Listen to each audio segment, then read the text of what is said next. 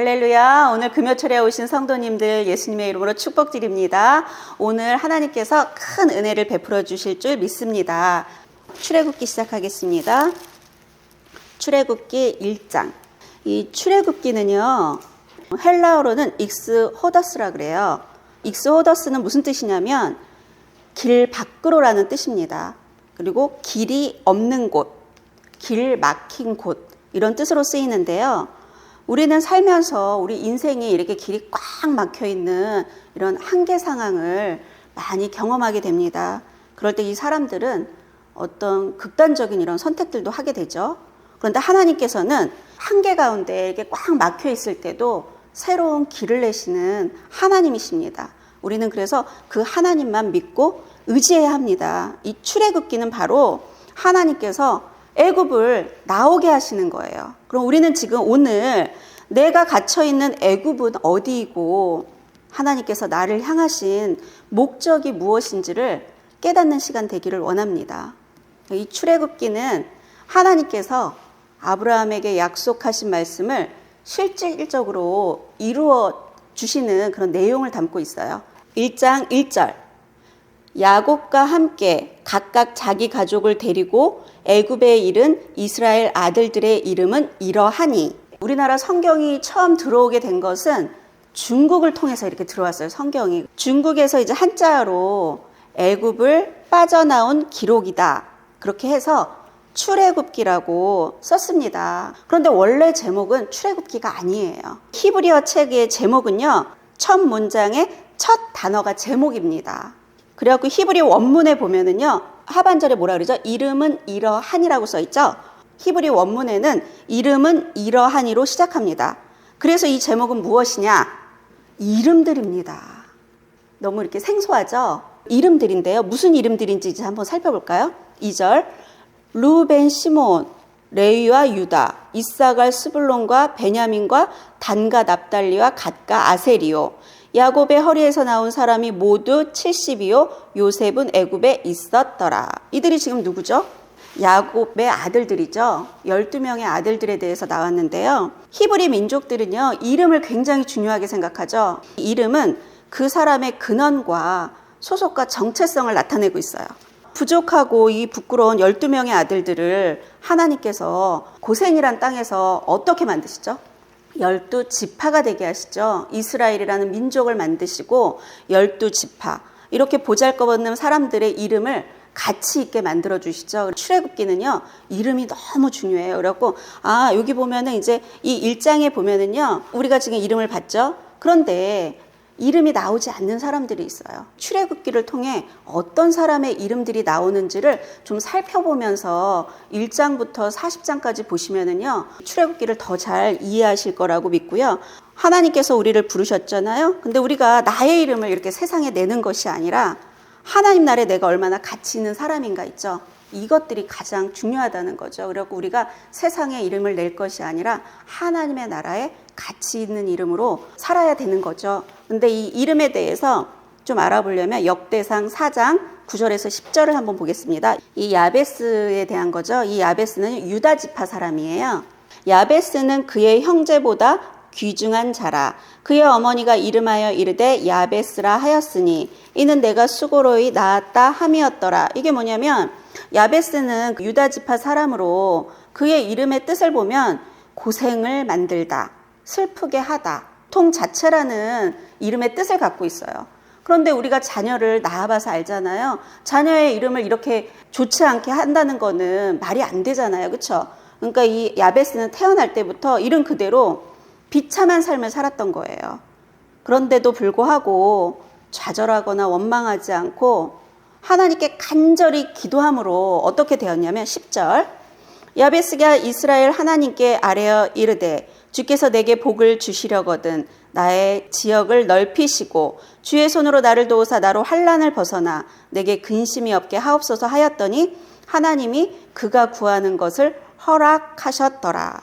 이는 비록 태어날 때는 고통이라는 이름으로 태어났을지 모르겠지만 그런 어떤 현실과 상황에 상관없이 좌절하지도 않고 원망하지도 않고 하나님만을 바라보고 엄청나게 복을 받은 사람이죠. 이 출애굽기를 통해서 이렇게 부족한 나를 바꾸시는 하나님, 부족한 이 부끄러운 12명의 야곱의 아들을 바꾸시는 하나님, 하나님의 백성의 대표가 뭐죠? 12지파. 12지파가 대표잖아요. 그런데 그런 이 부족한 아들들을 12지파로 만드시는 하나님의 그 관점으로 바라보면 이 성경을 굉장히 이해하기 쉽게 됩니다. 6절 보겠습니다. 요셉과 그의 모든 형제와 그 시대의 사람은 다 죽었고, 요셉과 그의 형제가 다 죽었고요. 그 시대 사람은 다 죽었어요. 이제 하나님께서 이들에게 뭐라 그랬죠? 창세기 15장 한번 찾아보겠습니다. 아브라함에게 이것을 먼저 말씀하셨었죠. 창세기 15장 13절에서 여호와께서 아브라함에게 이르시되 너는 반드시 알라. 내 자손이 이방에서 객이 되어 그들을 섬기겠고 그들은 400년 동안 내 자손을 괴롭히리니 그들이 섬기는 나라를 내가 징벌할지며 그 후에 내 자손이 큰 재물을 이끌고 나오리라. 이렇게 하나님께서 약속하셨죠. 출애굽기를 보면 아직 모세가 태어나지 않았잖아요. 그럼 이거는 모세가 80살이 됐을 때 하나님께서 부르셨으니까 대략적으로 계산해 보면 이때는 한 350년? 350년 동안 지금 고통을 받고 있는 때라고 보시면 돼요. 이렇게 다 죽고 지금 350년이라는 이제 세월이 흘렀죠. 그리고 나서 이들이 출애굽할 때 몇 년이죠? 430년 만에 출애굽을 하죠. 그런데 지금 7절에 이스라엘 자손은 생육하고 불어나 번성하고 매우 강하여 온 땅에 가득하게 되었더라. 이렇게 고통을 받고 있는데도 이들은 어떠죠? 이스라엘 자손은 생육하고 불어나 번성하고 매우 강하여 온 땅에 가득하게 되었더라. 왜 이렇게 되죠? 하나님께서 이들을 축복하셨기 때문에 이거는 가능하다는 거죠. 8절 요셉을 알지 못하는 새 왕이 일어나 애굽을 다스리더니, 새 왕은 지금 이름이 없죠? 이름이 나와 있질 않아요. 그렇죠? 새 왕이 일어나 애굽을 다스리더니, 새 왕이 일어났는데 요셉을 알지 못해요. 9절에 보면 그가 애굽 백성에게 이르되 이 백성 이스라엘 자손이 우리보다 많고 강하도다. 봤더니 너무나도 강한 거예요. 너무 강하니까 10절에 자 우리가 그들에게 대하여 지혜롭게 하자. 두렵건대 그들이 더 많게 되면 전쟁이 일어날 때에 우리 대적과 합하여 우리와 싸우고 이 땅에서 나갈까 하노라 하고, 지금 두려워하고 있어요. 왜냐하면 이스라엘 지금 민족들이 너무 강해. 그러니까 두려운 거예요. 전쟁이 일어날 때 이게 대적하고 합하여가지고 자기네들을 칠까봐 치고, 그리고 이 땅에서 나갈까. 왜냐면 지금 그들은 뭐예요? 노예잖아요. 그들이 나가면은 지금 일할 사람이 없잖아요. 그러니까 어떻대요? 두렵대요. 우리가 하나님을 믿지 않고 살면 어떤 마음이 오죠? 두려움이 오는 거예요. 그래서 어떻게 하죠? 인간의 지혜로 생각을 하는 거죠. 11절 감독들을 그들 위에 세우고 그들에게 무거운 짐을 지워 괴롭게 하여 그들에게 바로를 위하여 국고성 비돔과 라암셋을 건축하게 하니라. 이 인간의 지혜죠. 자, 이게 지금 두려우니까 이렇게 하자고 하죠. 근데 여기 국고성이 뭐냐면요, 나라의 위급한 상태를 대비하기 위해서 국가의 창고형으로 건설된 성을 말합니다. 여기에는 곡식과 병기들을 이렇게 저장해 놓는 곳이에요. 그런데 여기 비돔과 라암셋은 어디에 위치해 있죠? 이건 바로 고센 땅에 있죠. 이 국고성을 어디에다 지금 세우고 있는 거예요? 고센 땅에다가 국고성을 세우는 거예요. 나중에 출애굽할 때 이 국고성에 있는 곡식과 그런 모든 것들을 갖고 나오잖아요. 그렇죠? 거기에 지금 국고성을 세워서 다 이거 하나님의 뜻 가운데 있는 거죠. 건축하게 하니라. 결국 여기 건축해가지고 여기 있던 거는 다 이스라엘 백성이 나중에 다 갖고 나옵니다. 이 인간의 지혜가 이렇게 어리석어요. 12절 그러나 학대를 받을수록 더욱 번성하여 퍼져나가니 애굽 사람이 이스라엘 자손으로 말미암아 근심하여. 우리는요 아무 일도 없고 세상 편하잖아요. 하나님 잘 안 붙잡아요. 그런데 학대가 오고 고난이 온다. 그러면 더 하나님 붙들고 막 이러니까 번성하여 퍼져나갈 수밖에 없죠. 그랬더니 이 애굽 사람이 이스라엘 자손으로 말미암아 뭘 하죠? 근심. 아까 뭐라 그랬죠? 아까는 두려움. 그쵸? 두려워하다가 이제 근심하고 있어요. 우리가 하나님을 믿지 않는 사람들에게 나타나는 특징이 나타났죠. 그랬더니 13절 이스라엘 자손에게 이를 엄하게 시켜. 이제 이런 근심이 오고 이제 두렵고 이러니까 어떻게 해요? 이제 그 학대가 더 심해지는 거죠. 그렇죠? 더 엄하게 시키는 거. 학대는 점점 더 거세지고 있습니다. 14절 어려운 노동으로 그들의 생활을 괴롭게 하니 곧 흙 이기기와 벽돌 굽기와 농사의 여러 가지 일이라 그 시키는 일이 모두 엄하였더라. 학대는 점점 심해지는데 이들은 점점 번성하고 점점 퍼져나가고 있는 거예요. 이게 하나님의 은혜가 아니면 이렇게 될 수가 없거든요. 학대를 당하고 이렇게 번성하는 거 있죠. 누구의 뜻이죠? 바로 하나님의 계획 가운데 가고 있다는 거죠. 근데 하나님의 계획을 모르면 이들은 어떡하죠? 살려달라고 맨날 이러고 있겠죠. 근데 하나님의 뜻을 알고 있다면 인내하죠. 인내하고 기다려야죠. 그렇죠? 근데 우리는 지금 이 출애굽기를 알기 때문에 이것 또한 이들의 지금 학대가 강해지고 이들의 지금 어려움이 점점 더 강해지고 바로가 너무나도 이렇게 괴롭히는 것 다 하나님의 계획 가운데 있다는 거죠. 그래서 우리가 우리 인생이 힘들어지고 어려울 때 우리는 어떻게 해야 되죠? 하나님의 뜻과 계획이 있다는 걸 알고 인내하면 됩니다. 견디면 됩니다. 하나님께 그냥 하나님을 찬양하면 됩니다. 그럼 하나님이요 우리를요 인도해 주신다는 거죠. 여기 15절 애굽 왕이 히브리 산파 십브라라 하는 사람과 부아 하는 사람에게 말하여. 와, 여기 지금 산파 이름이 나왔어요. 뭐가 나왔죠? 십브라, 부아 나오죠? 산파의 이름이 나왔어요. 성경에 이름이 나온다는 건 굉장히 중요합니다. 여기서 십브라랑 이 부하는 너무나도 멋진 사람들이에요. 근데 애굽 왕이 최고의 권력자 아니에요? 이 최고의 권력자가 무슨 히브리 산파 십브라하고 부하를 부릅니까? 그쵸? 그들을 불렀어요. 은밀하게 불렀겠죠. 그쵸? 불러가지고 16절 뭐라냐면 이르되 너희는 히브리 여인을 위하여 해산을 도울 때 그 자리를 살펴서 아들이거든 그를 죽이고 딸이거든 살려두라. 엄청나게 잔인한 명령을 내리고 있습니다. 하나님께서 택하신 백성을 잔인하게 지금 살인하라고 하잖아요. 근데 하나님께서 이걸 두고 보실까요? 우리 하나님은요, 하나님이 택하신 백성을 이렇게 잔인하게 하는 것을 절대 두고 보지 않으십니다. 하나님은 갚아주십니다. 출애굽기 12장 29절로 가보겠습니다.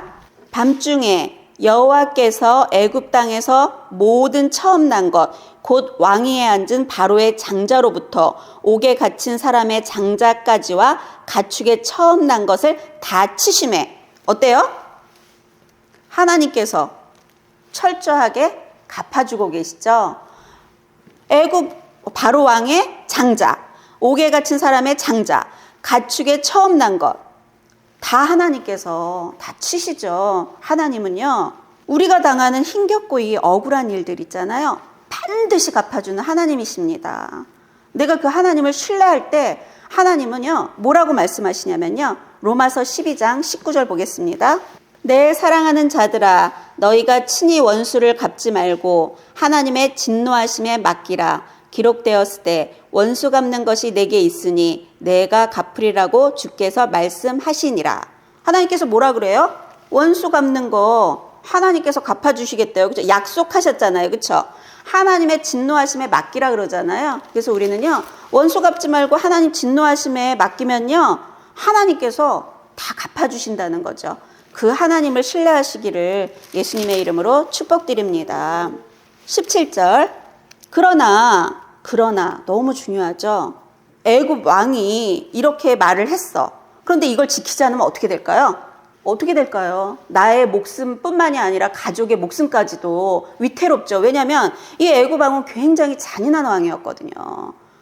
그러나 산파들이 하나님을 두려워하여 애굽 왕의 명령을 어기고 남자 아기들을 살린지라. 애굽 왕의 명령을 어기면 죽어요. 그런데 이들은 지금 누굴 두려워한다고요? 애굽 왕을 두려워하는 것이 아니라 누굴? 하나님을 두려워하고 있어요. 그래서 하나님을 두려워한다는 것은요 히브리어로 야레라고 하는데요. 이 말 뜻은 뭐냐면요 하나님을 주인으로 모시고 존경하는 마음으로 순종한다라는 뜻입니다. 애굽 왕의 명령을 어기면 죽게 되잖아요. 너무나도 이렇게 위험하고 이건 절대절명의 위기인 것 같아요. 우리가 모든 일을 선택하고 결정할 때 무엇을 기준으로 하는가, 이건 너무나도 중요한 것이죠. 말씀에서 보면은 이 산파들은요, 바로의 무서운 명령이 아니라 하나님의 뜻을 따르기로 결정한다는 거. 이 결정으로 인해 가지고 자신뿐 아니라 가족들 목숨까지도 위태로워질 수도 있지만 그들은요, 하나님을 믿기로 결단한다는 거죠. 이게 바로 하나님을 경외하는 자들이 하는 특징입니다. 18절, 애굽 왕이 산파를 불러 그들에게 이르되 너희가 어찌하여 이같이 남자아이들을 살렸느냐. 지금 애굽 왕이 얼마나 분노했겠어요. 그렇죠? 엄청나게 분노했죠. 지금 그 아기들을 살리는 게 지금 그 소리에 들어가니까 산파들을 불렀어요. 그들에게 너희가 어찌하여 이같이 남자아기들을 살렸느냐 이러면서 막 분노합니다. 이거는 지금 죽을 위기 가운데 있는 거죠. 19절, 산파가 바로에게 대답하되 히브리 여인은 애굽 여인과 같지 아니하고 건장하여 산파가 그들에게 이르기 전에 해산하였더이다 하매, 이렇게 이제 말을 했어요. 그랬더니 20절에 하나님이 그 산파들에게 은혜를 베푸시니 그 백성은 번성하고 매우 강해지니라. 하나님께서 이 십브라와 그 부하라는 이 여인들을 축복해 주셔서 그 엄청난 위기 상황을 하나님께서 넘어가게 하시잖아요. 이 여인들이 더 위대한 건 뭔지 아세요? 하나님의 구원 계획 가운데 이 여인들이 쓰임 받았다는 거, 이게 중요하다는 거예요. 하나님은 계획이 있으세요. 하나님의 뜻이 있죠. 나의 뜻과 나의 이런 계획대로 살아가는 것이 아니라 하나님의 뜻, 나를 향한 하나님의 뜻이 무엇인지 그 하나님의 목적에 순종함으로 살아갈 때 그게 하나님 나라에 귀하게 쓰임받을 수 있다는 거죠. 21절, 너무 중요합니다. 그 산파들은 하나님을 경외하였으므로 하나님이 그들의 집안을 흥왕하게 하신지라. 이 산파들은요, 하나님을 경외해요. 그러니까 하나님을 경외하면 어떻게 된다고요? 하나님이 그들의 집안을 흥왕하게 하십니다. 이거 굉장히 중요하죠. 그럼 우리는 하나님을 경외해야죠. 여기서 지금 흥왕한다는 말은요, 히브리어로 뭐라 그러냐면 아사라고 하거든요. 하나님께서 잘 되도록 세우신다라는 뜻이에요. 하나님께서 산파들을 위해 직접 일하시고 집안이 잘 되도록 세우심으로 산파들은 형통의 복을 지금 받고 있는 거예요. 하나님을 경외하고 섬길 때 하나님께서는 우리의 인생을 책임져주고 돌봐주십니다. 우리는 이런 복을 받아야 되잖아요. 이런 복을 받아야 합니다. 우리가 이런 복을 받기 위해서는 어떤 상황과 환경 속에서도 오직 하나님만 의지해야죠. 우리가 세상을 이기는 방법이 뭔지 아십니까? 세상보다 더 크신 그 하나님을 두려워하면 됩니다. 22절, 그러므로 바로가 그의 모든 백성에게 명령하여 이르되 아들이 태어나거든 너희는 그를 나일강에 던지고 딸이거든 살려두라 하였더라. 와, 더 심해졌습니다. 이제 산파들이 말을 안 들으니까 그의 모든 백성에게 이제 명령을 했어요. 나일강에다 아들이 태어나면 던져버리래요. 망할 사람은요, 꼭 이렇게 망할 짓을 해요. 이 바로는 결국은 끔찍한 일을 당하는 것을 우리가 배워나갈 텐데요. 이 복받는 사람들은요, 하나님을 경외해요. 그래서 환경과 상황, 사람을 초월한 하나님의 엄청난 축복을 받게 되는 것입니다. 이 경외하다는 거는요, 사전적 의미로 보면 공경하고 두려워한다라는 사전적 의미가 있습니다. 우리가 피조물로서 사람이 하나님께 가져야 할 기본적인 마음가짐이 바로 경외심입니다. 한번 찾아볼까요? 신명기 4장 10절. 내가 호렙산에서 내 하나님 여호와 앞에 섰던 날에 여호와께서 내게 이르시기를 나에게 백성을 모으라. 내가 그들에게 내 말을 들려주어 그들이 세상에 사는 날 동안 나를 경외함을 배우게 하며 그 자녀에게 가르치게 하리라 하시매. 지금 뭐래요? 세상에 사는 날 동안 하나님을 경외함을 배우게 하고요, 그 자녀에게 가르치게 하리라, 이렇게 말씀하세요. 너무 놀랍죠? 하나님이 우리에게 원하는 거는 이 세상에 사는 날 동안 하나님을 경외하고 그걸 배우고 우리의 자녀들에게 그걸 가르치는 거 있죠. 그거를 중요하게 생각하신다는 거죠. 신명기 10장 12절.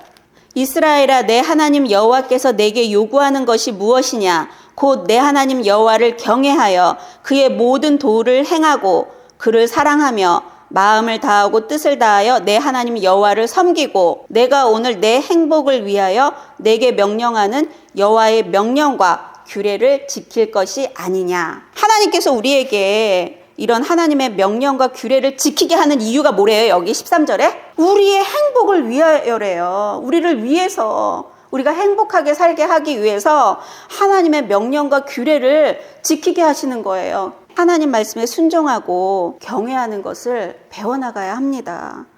잠언 9장 10절. 여호와를 경외하는 것이 지혜의 근본이요 거룩하신 자를 아는 것이 명철이니라. 잠언 8장 13절 가보겠습니다. 여호와를 경외하는 것은 악을 미워하는 것이라. 나는 교만과 거만과 악한 행실과 패역한 입을 미워하느니라. 잠언 10장 27절. 여호와를 경외하면 장수하느니라. 그러나 악인의 수명은 짧아지느니라. 잠언 22장 4절. 겸손과 여호와를 경외함의 보상은 재물과 영광과 생명이니라. 여호와를 경외함의 보상은요, 재물과 영광과 생명이라고 말씀하고 계시죠. 잠언 23장 17절. 내 마음으로 죄인의 형통을 부러워하지 말고 항상 여호와를 경외하라. 정령이 내 장래가 있겠고 내 소망이 끊어지지 아니하리라. 전도서 12장 13절. 일의 결국을 다 들었으니 하나님을 경외하고 그의 명령들을 지킬지어다. 이것이 모든 사람의 본분이니라. 모든 사람의 본분이 뭐래요? 하나님을 경외하고 그의 명령을 지키는 것이 모든 사람의 본분이라고 우리에게 가르쳐주고 있습니다. 이것들을 잘했던 사람을 한번 그럼 찾아볼까요? 히브리서 11장 7절. 믿음으로 노아는 아직 보이지 않는 일에 경고하심을 받아 경외함으로 방주를 준비하여 그 집을 구원하였으니 이로 말미암아 세상을 정죄하고 믿음을 따르는 의의 상속자가 되었느니라. 보이지 않는 일에 경고하심을 받았죠. 그리고 경외함으로 방주를 준비하여 어떻게 했다고요? 그 집을 구원했대요. 노아가 하나님을 향해 경외하니까 그 가족이 다 어떻게 됐어요? 살았잖아요. 노아 한 사람을 통해. 그쵸? 그럼 또 한번 찾아볼까요? 창세기 22장 12절. 이게 지금 아브라함이 독자 이삭을 내리치려고 할 때 장면입니다. 사자가 이르시되 그 아이에게 내 손을 대지 말라. 그에게 아무 일도 하지 말라. 내가 내 아들 내 독자까지도 내게 아끼지 아니하였으니 내가 이제야 내가 하나님을 경외하는 줄을 아노라. 우리는요 이런 테스트를 받게 되죠. 그런데 지금 이 아브라함이 지금 100세에 얻은 독자 이삭 얼마나 귀해요. 자기 생명까지도 바꿀 수 있을 정도로 귀한 아들이죠. 그것조차도 하나님에 대한 경외감 앞에서는 아무것도 아닌 것처럼 지금 여기고 있잖아요. 그러니까 하나님께서 그를 인정하시죠. 내가 내 아들 내 독자까지도 내게 아끼지 아니하였으니 내가 이제야 내가 하나님을 경외하는 줄을 아노라. 내가 하나님을 경외한다면요 그 무엇도 두려워하면 안 돼요. 하나님의 경외함을요 그 독자를 아끼지 아니한 걸로 하나님께서 보았다고 지금 말씀하고 계시죠. 또 찾아볼까요? 창세기 42장 18절. 이거 요셉에 대한 얘기죠. 사흘 만에 요셉이 그들에게 이르되 나는 하나님을 경외하노니 너희는 이같이 하여 생명을 보전하라. 요셉은 형들에 의해 노예로 팔려갔지만 하나님을 늘 경외했기 때문에요. 하나님께서 그를 어떻게 해요? 그가 하는 모든 일마다 형통하게 하셨죠. 하나님을 경외하는 사람들은요. 어디를 가든지 무슨 일을 하든지 하나님께서 늘 함께 하시고 축복해 주세요. 하나님을 경외하는 거를 배우고 그 자녀들에게 가르쳐 주시기를 예수님의 이름으로 축복드립니다. 그럼 하나님을 경외하지 않으면 어떻게 되는지 성경에서 한번 찾아보겠습니다. 잠언 1장 23절부터 보겠습니다. 나의 책망을 듣고 돌이키라. 보라, 내가 나의 영을 너희에게 부어주며 내 말을 너희에게 보이리라. 내가 불렀으나 너희가 듣기 싫어하였고 내가 손을 폈으나 돌아보는 자가 없었고 도리어 나의 모든 교훈을 멸시하며 나의 책망을 받지 아니하였은즉 너희가 재앙을 만날 때에 내가 웃을 것이며 너희에게 두려움이 임할 때에 내가 비웃으리라. 너희의 두려움이 광풍같이 임하겠고 너희의 재앙이 폭풍같이 이르겠고 너희에게 근심과 슬픔이 임하리니 그때 너희가 나를 부르리라. 그래도 내가 대답하지 아니하겠고 부지런히 나를 찾으리라. 그래도 나를 만나지 못하리니 대저 너희가 지식을 미워하며 여호와 경외하기를 즐거워하지 아니하며 나의 교훈을 받지 아니하고 나의 모든 책망을 업신여겼음이니라. 여호와를 경외하지 않고 하나님의 교훈을 받지 않고 하나님의 책망을 업신여기면 어떻게 된다고요? 두려움이 광풍같이 임하고 우리의 재앙이 폭풍같이 이르고 우리에게 근심과 슬픔이 임한대요.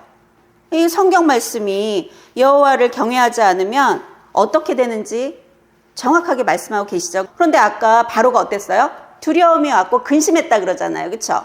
그거는 하나님을 경외하지 않는 사람들에게 오는 특징이라는 거예요. 내가 지금 두렵고 근심 가운데 슬픔 가운데 있다면 나는 지금 어떤 사람? 하나님께서 나를 도울 수 없는 사람이라는 거죠. 그럼 우린 뭘 배워야 되죠? 하나님을 경외하는 거. 그게 무엇인지를 배우는 거 있잖아요. 이게 가장 중요하다는 거죠. 내가 잘 되고 우리 가정과 가문이 잘 되는 방법은 하나님을 경외하는 것입니다. 하나님을 경외해야지 우리가 하나님이 우리에게 어떻게 해주시냐면요. 이사야 43장 18절 보겠습니다. 너희는 이전 일을 기억하지 말며 옛날 일을 생각하지 말라. 보라, 내가 새 일을 행하리니 이제 나타낼 것이라. 너희가 그것을 알지 못하겠느냐? 반드시 내가 광야의 길을 사막의 강을 내리니 장차 들짐승 곧 승냥이와 타조도 나를 존경할 것은 내가 광야의 물을 사막의 강들을 내어 내 백성 내가 택한 자에게 마시게 할 것임이라. 이 백성은 내가 나를 위하여 지었나니 나를 찬송하게 하려 함이니라. 아멘. 오늘 이 말씀이 뭐라고 말씀하시죠? 하나님은요, 새로운 길을 여시는 하나님이십니다. 이 출애굽기 말씀을 통해 새 길을 여시는 하나님, 막혀있는 어떤 문제들, 이런 애국과 같은 이런 문제에서 나오게 하신다는 그것들을 지금 우리는 시작하고 있는 거예요. 우리가 지금 나와야 할 애국은 어디인지를 생각해 보셔야 됩니다. 하나님께서 이제는 이 막혀있는 것들을 여신다고 말씀하시는 거예요. 우리 이 출애굽기 말씀을 통해서 하나님께서 내게 약속하신 말씀들이 실제적으로 체험되는 시간 되시기를 예수님의 이름으로 축복드립니다. 하나님이 이렇게 기적적인 삶으로 나를 인도해 주심을 믿고 기대하시기를 바랍니다. 창세기를 통해서는 어땠죠? 나의 죄를 보게 되었죠. 나의 죄 때문에 많이 괴로웠죠. 우리 인간이 누구 하나도 하나님 아래 제대로 된 인간이 없어요. 그렇죠? 너무나도 부족한 인간 택하셔가지고 고쳐서 쓰시는 하나님, 이 죄된 인간들을 보게 됐고 그 죄된 인간들을 통해 나 자신을 보게 됐잖아요. 우리가 얼마나 죄성이 있는 이 죄된 사람들인가를 알게 되었죠. 이런 죄인된 우리를 이끌어내셔서 이제 하나님께서 이제 너의 힘으로는 못해. 너의 이 막혀있는 이 모든 길을 이제 내가 너를 어떻게 끌고 가는지 봐. 그러면서 지금 우리에게요, 이제 출애굽기가 시작됐는데요. 너무나도 기대가 됩니다. 하나님께서 매 장마다 뭐라고 말씀하실지 너무나도 기대가 되는데요. 오늘 이 1장을 통해 하나님을 경외하는 자가 어떤 축복을 받는지를 말씀해 주고 계십니다. 그래서 우리 성도님들 하나님을 경외함으로 나를 통해 우리 가정과 우리 가문이 나를 만나는 모든 사람들이 복을 받는 귀한 축복의 통로가 되시기를 예수님의 이름으로 축복드립니다.